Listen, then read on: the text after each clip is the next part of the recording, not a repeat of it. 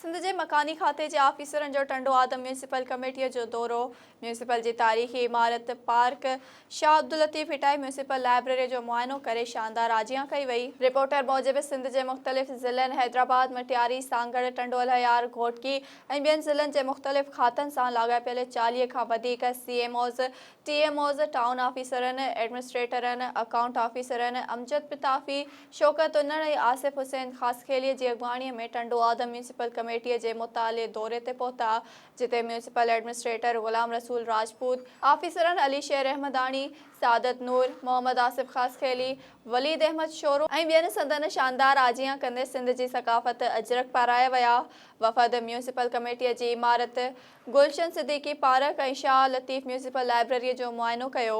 उन मौक़े ते PRO अली शेर रहमदानी ऐं टैक्सेशन ऑफिसर सादत नूर ब्रीफिंग ॾींदे ॿुधायो त टंडो आदम म्यूनिसिपल 24 डिसंबर 1954 में क़ाइमु थी। म्यूनिसिपल इंतिज़ामिया पंहिंजी बचत कयल बजट मां 2 स्कूल जोड़िया आहिनि। हिननि ॿुधायो त टंडो आदम फ़नकारनि जो शहरु आहे।